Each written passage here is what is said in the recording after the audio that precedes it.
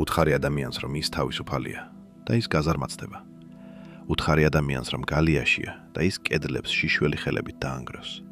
უთხარი, რომ რაღაცის ქონაა შეუძლია და ის მთელ სამყაროს გადაწვავს მის მოსაპოვებლად. მაკიაველის ესმო და ის სიმართლე, რომლის მისაღებადაც თანამედროვე გონება ზედმეტად მყიფეა. გახსოვდეს. ადამიანის სული ლოგიკით არ ოპერირებს. ის ოპერირებს წინააღმდეგობით. ჩვენ დაპროგრამებულები ვართ დაუმორჩილებლობისთვის. დაპროგრამებულები ვართ დავიცვათ ჩვენი ეგოს მყიფე ავტონომიის განცდა. და სწორედ ამის გამო პირდაპირ მიდგომა, ითხოვო ის, რაც გინდა, ეხვეწო სიყვარული, მოითხოვო პატივისცემა, არის ყველაზე სწრაფი გზა მათ დასაკარგად. თუ გინდა გააკონტროლო შედეგი, უნდა შეწყვიტო მასზე დევნა. უნდა დაეუფლო შებრუნებული ბრძანების, ანუ inverted command ხელოვნებას. მთელი ცხოვრება გასწავლიდნენ, რომ პატიოსნება საუკეთესო პოლიტიკაა, რომ თუ რამე გინდა პირდაპირ უნდა თქვა, მერე სად მიგიყვანა ამან. დაგაიგნორეს, გვერდზე გაქციეს, მიგირეს როგორც მოცემულობა. ადამიანები, რომლებიც რეალურად მართავენ სამყაროს, მაცდუნებლები, მომლაპარაკებლები, სტრატეგები, ისინი არ ითხოვენ. ისინი აშენებენ ისეთ რეალობას, სადაც შენ თავად აძლევ მათ ზუსტად იმას, რაც უნდათ. თან ისე, რომ გულწრფელად გჯერა, რომ ეს თავიდანვე შენი იდეა იყო. ეს თამაში არ არის. ეს ადამიანური ნების არქიტექტურაა. და როგორც კი ან ძაფებს დაინახავ, ვეღარასდროს დაუბრუნდები მარიონეტის როლს. შენ წინ გელოდება რევერსული ფსიქოლოგიის 13 მაკიაველისტური კანონი. ეს იაფფასიანი ფოკუსები არ არის. ეს არის ფსიქოლოგიური იარაღი, რომელიც შექმნილია ეგოს განსაიარაღებლად, წინააღმდეგობის გვერდის ავლისთვის და შენ გარშემო მყოფთა ღრმა ინსტინქტური სურვილების ასამუშავებლად. მაგრამ გაფრთხილებ, ამი არ არის გამოსაყენებლად ჯერ ყველაზე რთული ადამიანი უნდა დაიმორჩილო, საკუთარი თავი. რადგან თუ ამ იარაღის გამოყენებას მაშინ ცდი, როცა შენივე ემოციები კონტროლს მიღმა, ის უკან შემოგიბრუნდება, ის შენ გაგანადგურებს. დანაბასრია და ის ორივე მხარეს ჭრის. ჩვენ ავყვებით კიბეს მარტივი წინააღმდეგობიდან გავლენის ყველაზე ბნელ კუთხეებამდე. ბოლოს გაიგებ, რატომ ფლობს ყველაზე დიდ ძალაუფლებას ის ადამიანი, რომელსაც ყველაზე ნაკლებად ადარდებს შედეგი და ზუსტად გეცოდინება, როგორ გახდე ეს ადამიანი. მოიკრიბე კონცენტრაცია და დავიწყოთ. კანონი პირველი. არჩევანის ილუზია. ადამიანის ეგოს ყველაზე პრიმიტიული სურვილი ავტონომიაა. იმ წამს, როცა ვინმე ძალდატანებას გზნობს, მისი ზღუდე მაღლდება. ის უარყოფს კარგი იდეას მხოლოდ იმიტომ, რომ ეს მისი იდეა არისო. მოყვარული ბრძანებებს გასცემს. ოსტატი ვარიანტებს თავაზობს. მაკიაველი მიცოდა, რომ თუ კონკრეტული შედეგი გინდა, არასდროს უნდა აჩვენო ან დააძალო გზა. შენ კურაციას უკეთებ ალტერნატივებს. აძლევ მათ ორ კარს. კარი A არის ის შედეგი, რომელიც შენ გინდა. კარი B არის შედეგი, რომელიც მათთვის ოდნავ უარესია, მაგრამ მაინც მიდის შენს მიზნამდე. ან არის შედეგი, რომელიც მათთვის იმდენად მიუღებელია, რომ აიძულებს კარი A აერჩიონ. გაიხსენე ბავშვი, თუ ეტყვი, წადი დაიძინე, ის იბრძვის, ხვირის, ანთქიცებს თავის დომინანტობას. მაგრამ თუ კითხავ, ახლა გინდა დაძინება თუ 5 წუთში. ის ირჩევს 5 წუთს. ის გძნობს, რომ გაიმარჯვა. გძნობს, რომ საკუთარი ბედის კაპიტანია. სინამდვილეში კი ზუსტად იმ ძილისკენ მიაბიჯებს, რომელიც შენ დაუგეგმე. ზრდასრულები უბრალოდ ბავშვები არიან, უფრო დიდი ლექსიკონით და ძლიერი თავდაცვით. მოლაპარაკებისას არასოდეს თქვა, ეს არის გარიგების პირობები. თქვი, შეგვიძლია ამას ხელი დღეს მოვაწეროთ და ფასი დავაფიქსიროთ. ან დაველოდოთ შემდეგ კვარტალს, როცა ტარიფები აიწევს. გადაწყვეტილება მთლიანად თქვენზეა. ამით შენ მოხსენი წნეხი. დაადგი მათ თავზე გადაწყვეტილების მიმღების გვირგვინი. მათი სიამაყე დაკმაყოფილებულია. ისინი აერჩევენ ნაკლები წინააღმდეგობის გზას, რომელიც სწორედ ის გზაა, რომელიც შენ დააგე. შენ არ ხარ დიქტატორი, უბრალოდ ლანდშაფტის არქიტექტორი ხარ. ისინი მიდიან იქ, სადაც ირჩევენ, მაგრამ გზები შენ ააშენე. კანონი 2. აკრძალული ხილი. არ არსებობს იმაზე ძლიერი მაგნიტი, ვიდრე აბრა, შესვლა აკრძალულია. ფსიქოლოგიაში ამას რეაქტანსის თეორია ქვია. როცა ჩვენს თავისუფლებას საფრთხე ემუქრება, ჩვენ განვიცდით აღგზნების ვისცერალურ, ანუ ფიზიკურ მდგომარეობას მის დასაბრუნებლად. ჩვენ გვინდა ის, რაც დეფიციტშია, გვინდა ის, რაზეც უარი გვითხრეს. თუ გინდა, რომ ვინმე იდეით შეპრობილი გახდეს, არ მიჰყიდო ის, აუკრძალე. შეფუთე ის, როგორც რაღაც ზედმეტად რთული, ზედმეტად სარისკო ან ექსკლუზიური. თუ გინდა, რომ ვინმე გამოგეგიდოს, არ შესთავაზო საკუთარი თავი ლანგარზე. ეგ იაფია, ეგ ჩვეულებრივია და ჩვეულებრივ ნივთებს გულგრილად ექცევიან. ამის ნაცვლად შექმენი ბარიერი. ალბათ მეტი არ უნდა უყურო ამ ვიდეოს. ადამიანების უმეტესობისთვის ის ზედმეტად დამატერორებელია. დააკვირდი რა ხდება ახლა შენს გონებაში. ეკრანისკენ უფრო ახლოს მოიწიე, არა? იმ წამს, როცა ვინმე ეუბნები, შენ არ შეგიძლია, მისი ეგო ყვირის, მიყურე. ისინი უფრო მეტად იშრომებენ შენს თვალში საკუთარი თავის დასამტკიცებლად, ვიდრე ოდესმე იშრომებდნენ შენ რომ მათი ყურადღება გეთხოვა. მათი დისკვალიფიკაციით შენ აიძულებ მათ გამოეკიდონ შენს ვალიდაციას. შენ ატრიალებ სცენარს. აღარ ხარ გამყიდველი. შენ ხარ პრიზი. დააკვირდი საკუთარ გონებას ზუსტად ეხლა. მე შემეძლო მეთხოვა რომ ამ არხს პატრიონზე მხარი დაუჭირო, მაგრამ როგორც უკვე ვისწავლეთ, მოთხოვნისთანავე შენი თავდაცვის ფარები მაღლა აიწევა. ამიტომ მე არ გთხოვ. მე არც ფარულ კურსებს გთავაზობ იქ და არც ექსკლუზიურ ვიდეოებს. ჩემი მთელი ფსიქოლოგიური არსენალი აქ, საჯაროდ და უფასოდ დევს. პატრიონი უბრალოდ ფილტრია. ეს არის სივრცე მათთვის, ვისაც ესმის რომ მუდმივად უფასოს ძიება პაიკების მენტალიტეტია. როცა შენ საკუთარი ნებით, ყოველგვარი იძულების გარეშე უჭერ მხარს იმას, რაც შენს გონებას აძლიერებს, შენ სამყაროს ეუბნები, რომ შემქმნელების და არა უბრალო მომხმარებლების მხარეს დგახარ. თუ მხოლოდ უფასო სპექტაკლი გინდა, შეგიძლია მშვიდად განაგრძო ყურება. მაგრამ თუ ამ სტრატეგიული ალიანსის ნაწილი ხარ და შენივე განვითარებაში ინვესტირებ, ლინკი აღწერაშია. ვაგრძელებთ. კანონი 3. სტრატეგიული დანებება. ადამიანების უმეტესობა კამათობს, რათა მოიგოს. სტრატეგი კამათობს, რათა დროებით წააგოს.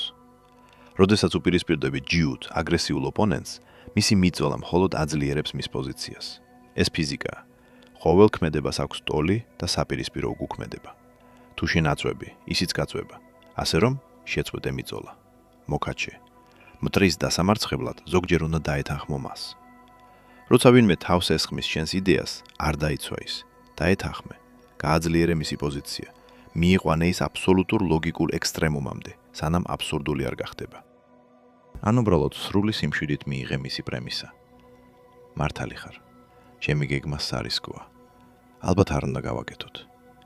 აჯობებს დავჩეთ ზუსტად იქ, სადაც ვართ და არაფერი შევცვალოთ. დააკვირდი მათ თვალებს. ისინი გამზადებული იყვნენ შეჯახებისთვის, მზად იყვნენ საჩხუბრად. როცა ნებდები ისინი კარგავენ წონასწორობას, ისინი წინ ვარდებიან.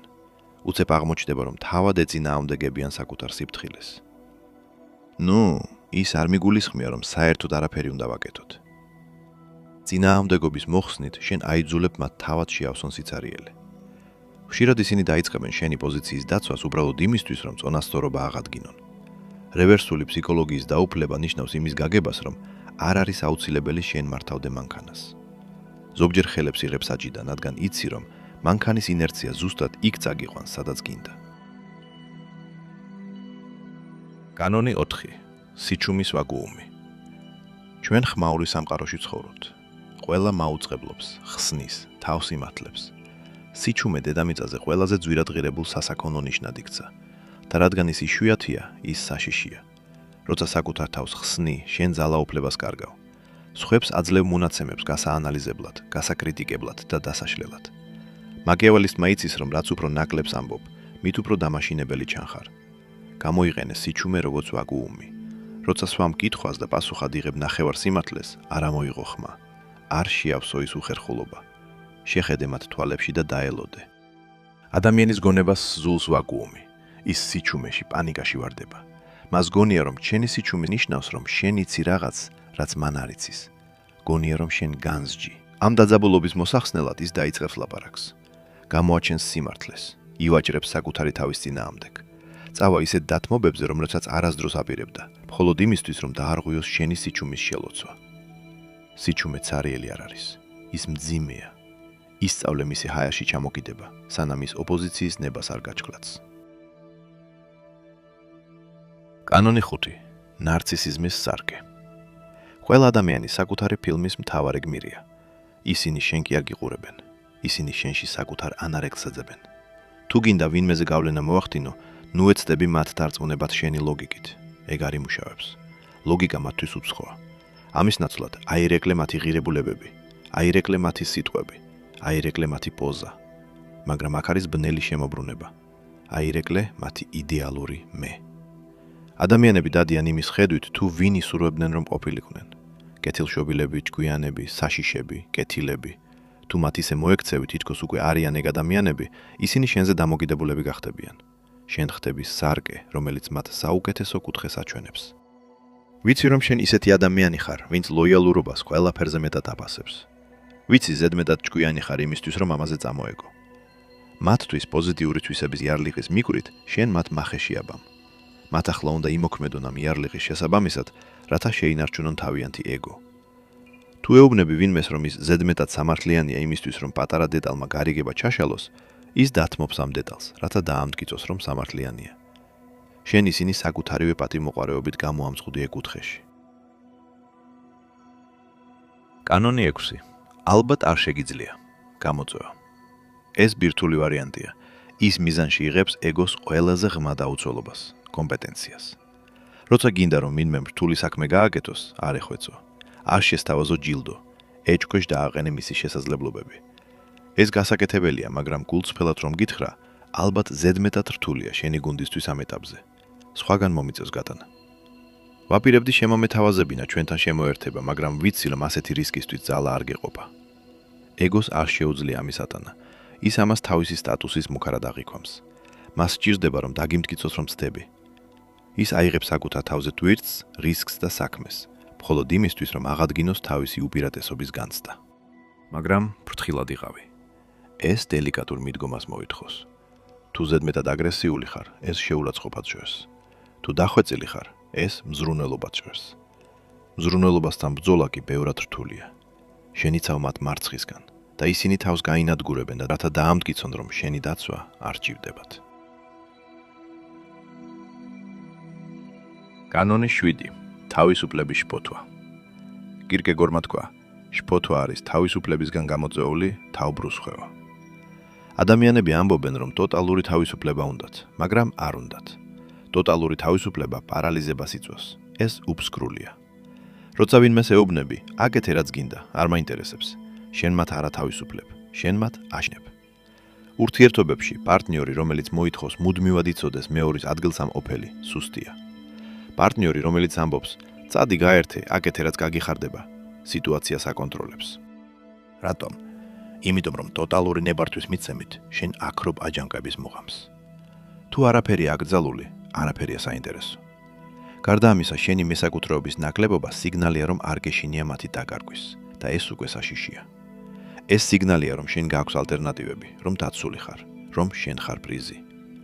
მოულოდნელად, ისინი აღარ ფიქრობენ იმ თავისუფლებაზე, რომელიც მიეცი, ფიქრობენ იმაზე, თუ რატომ მიეცი ის ასე ადვილად.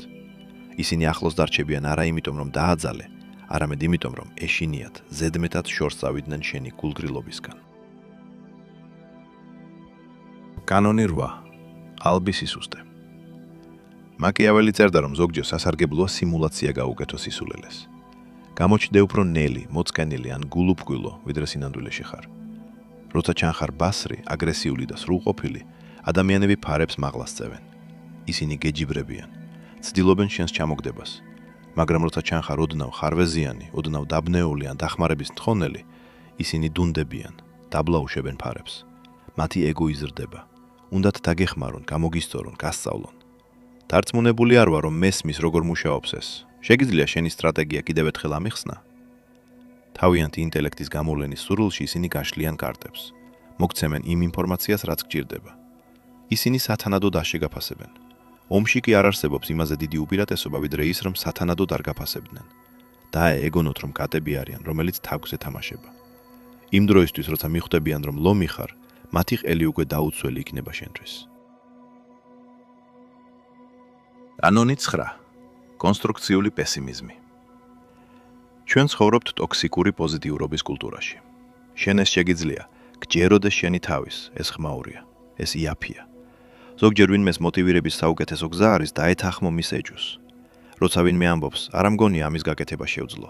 არ უთხრა, კი, შეგიძლია. უთხარი, მართალი ხარ. ეს წარმოუდგენლად რთული იქნება. ადამიანების უმეტესობა დანებდებოდა. შეიძლება ამ ტანჯოთ არ ცხივდეს. ეს ორ რამეს აკეთებს. პირველი, ის ახდენს მათი გრძნობების ვალიდაციას, ქმნის მყისიერ ნდობას. შენ ხარ ერთადერთი, ვინც ყალბი იმედით არ ატყუებს მათ. მეორე, ის რთავს მებრძოლის ინსტინქტს. რეალობის ბნელ და რთულ ფერებში დახატვით, შენ წარმატებას აზრს ძენ. თუ იტყვი, რომ ეს ადვილია, მარცხი სამარცხვინოა. თუ იტყვი, რომ თითქმის შეუძლებელია, მარცხი მოსალოდნელია. მაგრამ წარმატება გმირული ხდება. ადამიანებს არ უნდათ მარტივი მოგებები, მათ დრაკონების მოკვლას ტყურიათ. შეწყვიტე მათთვის საბავშვო მაგრატლის მიცემა და იმის მტკიცება, რომ მეომრები არიან. მიუთითე მთისკენ, უთხარი, რომ ალბათ ვერ მიაღწევენ წვერვალს და უყურე, როგორ დაიწყებენ ცოცრას. კანონი 10. ჩანერგილი იდეა. ყველაზე ძლიერი იდეა არის ის, რომელიც სუბიექტს საკუთარი გონია. თუ ვინმეს ეთყვი რა გააკეთოს, ეს ბრძანებაა. თუ მიიყვან მას დასკვნამდე და მისცემ უფლებას, თავად თქვას ის, ეს გამოცხადებაა.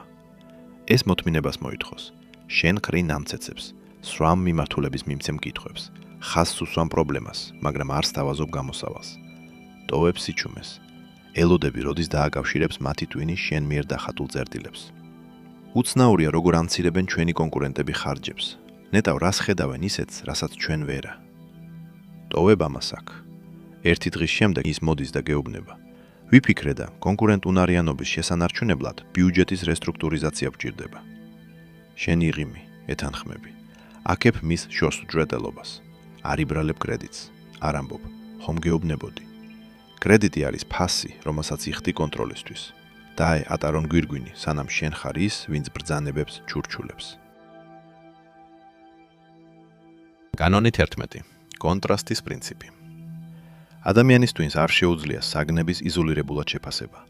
შენ მხოლოდ მაშინ ვიცით რაღაც ძვირია, მძიმეა თუ გონივრული, როცა მას სხვას ვადარებთ. თუ გინდა კონკრეტული თხოვნის შესრულება, წინ დაურთე მას ბევრად უფრო დიდი, არაგონივრული თხოვნა. მჭირდება, რომ ამ კვირაში ყოველ ღამე გვიანობამდე დარჩე პროექტის დასასრულებლად. გამორიცხულია, არ შემიძლია. კარგი მესმის, შეგიძლია დღეს მაინც მომცე 2 საათი, რომ ძალიან უკან არ ჩამორჩეთ. ოკეი, დღეს შემიძლია. მაშინვე რომ გეთხოვო დღევანდელი დღე, შეიძლება იყო ხმანად. მაგრამ ყოველ ღამესთან შედარებით, დღევანდელი ღამე შვებად აღიქმება. ეს ისე ჩანს თითქოს შენ დათმე პოზიცია. ისინი გრძნობენ, რომ მოლაპარაკება მოიგეს. ყოველთვის დააფიქსირი მოლაპარაკება ექსტრემუმში. განსაზღვრებ ბრძოლის ველი ისე, რომ შუა წერტილი, სადაც სინამდვილეში გინდა ყოფნა, უსაფრთხო თავშესაფრად გამოიყურებოდეს. კანონი 12. გაკონტროლებული არაკომპეტენტურობა. ეს არის ყალბის სისუსტის სპეციფიკური ქვეკატეგორია, რომელიც ხშირად გამოიყენება ურთიერთობებსა და იერარქიებში. თუ რაღაცას ზედმეტად კარგად აკეთებ, ამით დაისჯები. კიდევ მეც დაგავალებენ. თუ პრინტერს ერთხელ შეაკეთებ, სამუდამოდ IT-ბიჯი იქნები. თუ ურთიერთობაში პასუხისგებლიანი მხარე ხარ, მენტალურ ტვირთს იქამდე ატარებ, სანამ არ გატყდები. ზოგჯერ ყველაზე მაკიაველისტური სვლა არის მიზანმიმართულად მარცხი. იყო მოუხერხებელი, დაგავიწყდეს, გააკეთო დავალება იმდენად ცუდად, რომ აღარასოდეს გთხოვონ მისი გაკეთება. მაგალითად, როცა სახლში ჭურჭლის დარეცხვა გეზარება და ერთ თეფს შემთხვევით ტეხავ. ეს არის იარაღად ქცეული არაკომპეტენტურობა. ის აიძულებს სხვებს აიღონ პასუხისგებლობა. ის იცავს შენს დროს. ის ფილტრავს იმ ამოცანებს, რომლებიც არ ემსახურება შენს საბოლოო მიზანს. ნუ იქნები გმირი, რომელიც ყველა დავარდნილ თეფს იჭერს. მიეცი უფლება, რამდენიმე დაიმსხვრეს. მსხვერვადი შუშის ხმა ხშირად ერთადერთი რამაა, რაც ადამიანებს შენი ღირებულების დასანახად აღვიძებს. კანონი 13. გაქრობა, ანუ the withdrawal. ფინალური კანონი, ყველაზე ძლიერი. ჩვენ ვაფასებთ იმას, რისი დაკარგვის საშიშროებაც გვაქვს. შეიძლება იყოს შარმიანი, ნიჭიერი, ლამაზი და ჭკვიანი, მაგრამ თუ ყოველთვის ხელმისაწვდომი ხარ, შენი ფასი ნულია. მიწოდებისა და მოთხოვნის ეკონომიკური კანონი ადამიანის სულზეც ვრცელდება. თუ გძნობ, რომ მიგირას როგორც მოცემულობა, არ იწუწუნო, არ იკამათო, გაქრი. გამოიტანე შენი ენერგია უკან. პასუხისგაცემას მეტი დრო მოანდომე. იყავი ნაკლებად ენთუზიაზმით სავსე. გააუქმე გეგმა. შექმენი სიცარიელე იქ, სადაც ადრე შენი ვალიდაცია იყო. ეს მოულოდნელი გაქრობა მეორე ადამიანში პრიმალურ პანიკას იწვევს. დავკარგე, რა შეიცვალა? ისინი გამოგეკიდებიან, შეეცდებიან შენს დაცვას. უცებ მიხვდებიან, რამხელა სივცე გეკავა მათ ცხოვრებაში ახლა, როცა იქ სიცარიელია. მაგრამ ეს უნდა გაკეთდეს ბრაზის გარეშე. თუ ბრაზით უკან იხევ, ეს ისტერიკაა. თუ გულგრილობით უკან იხევ, ეს ძალაუფლებაა. ეს სიგნალია, რომ მათ გარეშეც აბსოლუტურად კარგად ხარ. და ეს ერთადერთი სიგნალია, რომელიც პატივისცემას იმსახურებს. ახლა შეჩერდი. ღრმად ჩაისუნთქე. შენ ამას უსმენ და ფიქრობ იმაზე, როგორ გამოიყენო ეს კანონები შენს უფროსზე, შენს პარტნიორზე, შენს მტრებზე. წარმოიდგენ იმ ძაფებს, რომლებსაც მოგაჩაო. მაგრამ თავარი გამოგჩა. რატომ გრძნობ მათი გაკონტროლების საჭიროებას? იმიტომ რომ თავად გრძნობ თავს კონტროლს მიღმა. მანიპულაციის მოთხოვნილება შიშიდან მოდის, მიტოვების შიშიდან, უმნიშვნელობის შიშიდან, სხვა ადამიანების ქაოსური, არაპროგნოზირებადი ბუნების შიშიდან.